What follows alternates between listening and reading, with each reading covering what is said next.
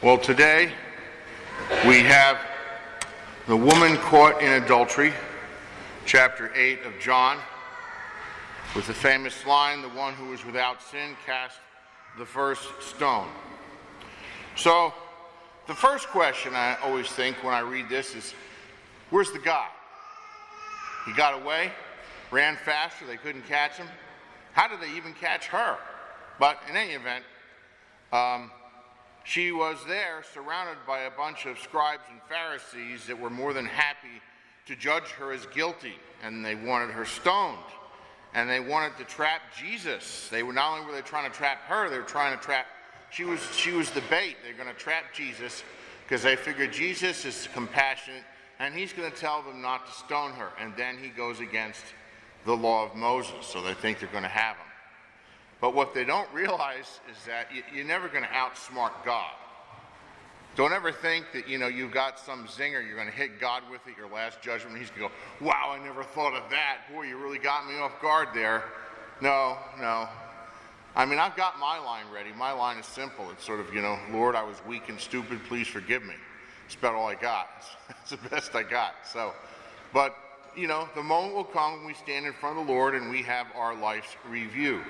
Now, we see here that Jesus catches him off guard. Now, a lot of people say, what was he writing in the sand? I suspect he was writing the word pride, because that's what the Pharisees had. But who knows? It's one of those things, written in sand, a good wind will take care of that once gone forever. So, we see here that after Jesus says, "Let one who is among you without sin be the first to cast a stone," it says they went away one by one, beginning with the elders. So they convicted themselves with their own conscience, which is a good thing. At least they had that much honesty left in them, that they realized that they were all guilty of something.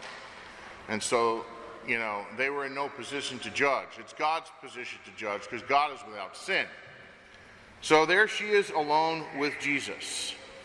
And the time will come when we are standing there alone with Jesus in the next world. So Jesus gives her mercy. "Has no one condemned you?" In other words, everyone else here, they left because they realized they were sinners. And so he says to her, "Neither do I condemn you. Go, and from now on, do not sin anymore." Now, a lot of times people don't think about that part. Go and do not sin anymore. But, many non-Catholics make fun of the sacrament of confession because they don't understand it. And they're like, "Oh, Catholics, they just go commit sins, they go to confess it, and they think they're forgiven, and just go back and do the same thing." That's a little bit of an oversimplification, by people that really don't understand how the sacrament works. In order for the sacrament to be valid, we have to have valid contrition. In other words, we are sincerely sorry within our hearts that we have committed the sin. And firm purpose of amendment. Doesn't mean you're promising God you'll never sin again, but it means, yes, Lord, I'm going to do my best to try to make sure I'm not confessing this again. But the reality is, most people, including myself, you wind up confessing the same sin again, because that's something that God allows in the testing, temptation process that helps us grow. Because when we see our weakness and our failure, it forces us to turn to God and ask for help in prayer. "Lord, help me. I need strength. I'm failing." What does he say? Pray. Pray with me for 1 hour. "The spirit is willing, the flesh is weak. Pray that you may not enter into temptation." So temptation kind of humbles us, and it causes us to recognize our need for prayer. And hopefully, in the end, it can strengthen us. One of the sayings is, the greatest sinners make the greatest saints. And, you look at St. Augustine in his Confessions. He was way off the mark. Mr. Party, Mr. Sin. One of his famous lines, "Lord, give me chastity, but not yet." Interesting little prayer. And so we see how sin can become the fuel for a deepened repentance that could become the means for us to have a greater salvation, because we have to fight harder, stronger, longer, with the help of God to overcome sin. Now, there was a recent thing that I saw in the news. I have this news feed that pops up on my phone, and I saw this thing that I thought was kind of strange. There was a young woman, I guess she's in her 20s, and she was making a very bad movie. You know what I mean. The kind of movie that has nothing good about it. It's all bad, beginning to end. And she was in Brazil, and they were in a high-rise. Somehow, she went out the window. Now, on her way down, 25 stories or whatever it is, aside from perhaps some screaming in sheer terror at what was about to happen when she hit the sidewalk and died, maybe she had a moment where she realized she was about to meet the Lord. Talk about transition, radical transition, being woke. Well, that was a wake-up. She went from the midst of the sinfulness of the world to standing before the Lord. So hopefully she had some time in those few seconds or whatever it was to realize that and make an act of contrition. St. John Vianney talks about a guy who did that when he was falling, and it was enough to get him into purgatory. I had a similar experience, not exactly similar, but I was on a plane one time, and it was an overnight flight. It was a long one, 11 at night to 7 in the morning roughly.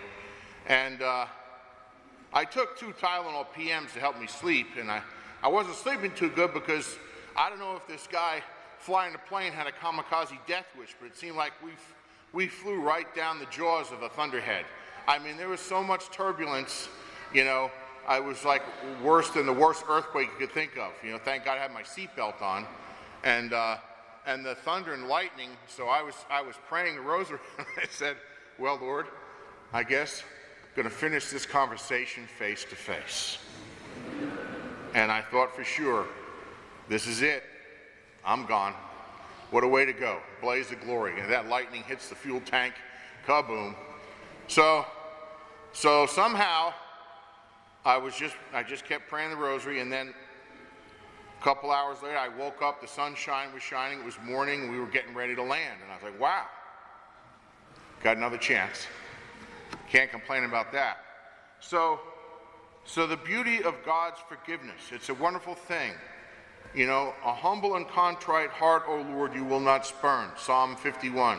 If you, O Lord, marked iniquities, who could stand? So the beauty of God's love coming to us through forgiveness. So we see that Michael the archangel there is holding the scales of justice, and they will be balanced one way or another. Now, hopefully, we're going to take advantage of the bonus points gained by Jesus on the cross for our soul. Of course, we still have to do our part. We have to carry our cross, and we have to deal with the struggle. So the temptation involves the struggle. Nobody likes the struggle. It's the hard part of life, but that's how we grow. That's how we carry our cross, resisting temptations to sin, persevering in good works. That's what we're called to do. And, you know, as we look at this story of the woman caught in adultery, we notice the connection of the background of forgiveness not only from God, but from the people. Because in a sense, in a sort of negative way, the Pharisees didn't condemn her because they had to condemn themselves because they knew they were guilty of sin. Jesus said, the one without sin, throw the first stone. And so they went away one by one, beginning with the eldest, realizing that they were sinners. Interesting way that connects with forgive us our trespasses as we forgive those who trespass against us. So in an indirect way, they kind of had to forgive her because they knew themselves were guilty. So the woman was left there alone with Jesus. Now, when the time comes for our final judgment, you know, you're not going to have your priest or your bishop or your mother or father or one of your best friends there with you. You will be alone with the Lord, just like this woman was. Now, of course, fortunately for her, neither do I condemn you. Go and sin no more. So Jesus gives her forgiveness and freedom to try to do better, to go and make sure she doesn't make this mistake again. So the importance of the forgiveness connected to my neighbor. So, because, you know, when we sin, we're either sinning alone we're sinning with someone, or we're sinning against someone. So one of my favorite lines in Scripture, Matthew chapter 6, talking about prayer and also almsgiving and fasting, but prayer talks about going to your inner room. And I love that phrase because go to your inner room has two levels of meaning. One is the room that's quietest in the house, so you have more silence to concentrate better in your prayer, but also the inner room of your heart, of your soul, where you can pray to God with greater depth and sincerity. Speak to him one-on-one. So there's a line in there that says, your Father who sees what is done in secret will reward you. Unfortunately, I think the opposite is also true. Your Father who sees what is done in secret, and if it's a sin, will punish you. You know, at the end of the book of Revelation, behold, I come quickly, and my reward is with me, to give each man according to his works, whether good or bad. So the reality is that we often forget, even if we feel we're alone, we're not alone. We don't want to run our lives on feelings, because feelings can be very deceptive. We want to run our lives on logic and reason and facts, because the emotions can be very influenced by all manner of things, you know. So the things of the world tend to pull us in all kinds of directions emotionally. So we have to be careful of that. So your Father who sees what is done in secret will reward you. And also, if it's something that's bad, well, there's going to be a bad effect of punishment.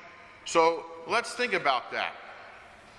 We commit sins when we're alone, or with someone, or against someone. God sees it all. He knows everything. He cannot be deceived nor give deception. So the Lord can look out of our eyes and see exactly what we see. Everywhere we go, we are not alone. We can never be alone. We are always with the Lord. He's always there. So that's part of the simple definition of God, the omnipresence, all-present God. He is everywhere. And the omniscience, all-knowing God. He knows everything. He's also omnibenevolent, all good.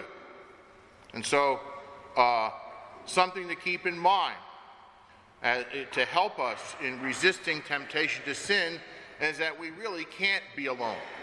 There's no such thing. The Lord is always there. Even if we don't feel like he's, I feel alone. I feel like God has abandoned me. Well, you can feel it. I have felt it. Even Jesus felt it from the cross. Psalm 22. My God, why have you forsaken me? Jesus felt abandoned emotionally. So, because he was fully human and fully God. So, that's why he was praying, Father, if it's possible, let this cup of suffering pass from me. That was the human part of him. Yet not my will, but thine be done. So, he was seeking to do his will, the Lord's will, the Father's will, over the weak human will that sought to avoid the suffering. Because nobody wants to suffer. Anybody that's human, we obviously automatically go towards pleasure and we run from pain. But unfortunately, you know, the Lord sees a necessity in pain. That's why I have that quote there from Luke. When Jesus appears after the resurrection on the road to Emmaus, it was necessary that the Christ should suffer these things and enter into his glory. Well, if it's necessary for him who had no sin, how much more is it necessary for us who have sinned? Over here, over the Acts of the Apostles, it is necessary for us to undergo many hardships before we enter the kingdom of God. So we will have eternity to rest, but this is where we are called to the test. This is where we are called to work. We are called to grow and to learn and to train in the school of love of God, of neighbor, and so that we can reign with the Lord in the next world. So from this little short story in chapter 8 of John, with the woman caught in adultery, we can glean many different things. The fact is that when the Pharisees left because they were convicted out of their own conscience, everyone else, everyone around you, we're all going through temptations and trials and hardships and dealing with stumbling blocks and trying to turn our stumbling blocks into stepping stones. And so everybody's there. The question is, how do we react? Are we going to be making use of the tools of spirituality that God has given us in prayer, especially the Rosary, the Eucharist, the Holy Hour? And so we have the gifts, the 7 sacraments, which flow from the cross. So we have the sacrament of baptism, which forgives all sins. What happens if we commit big sins after that? We have confession. So that's the beauty of the love of God. He has given us so many sacraments to help us in so many different ways. So we have the ability to go to confession, and it's sort of like being rebaptized. We come out cleansed of all sin, ready to serve the Lord without that burden of guilt upon us, knowing we've been forgiven. It's a sort of resurrection experience coming out of the confessional after receiving absolution. And the confession part, the part everyone fears because it can be embarrassing at times depending on what you're confessing, that's sort of the crucifixion part, you know? And then, so then when you get the absolution, that's the reconciliation. And so that's the spiritual resurrection of your soul, being freed from the sin, ready to go out to serve the Lord again. And that's what we seek to do. And God knows where we are. He knows what we're going through. He knows it better than we do. He knows us better than we know ourselves. So when we meet the Lord for our final judgment in the next world, we're not meeting a stranger. He's been there with us the whole time, beginning to end. I love that quote from Jeremiah, "Before I formed you in the womb, I knew you."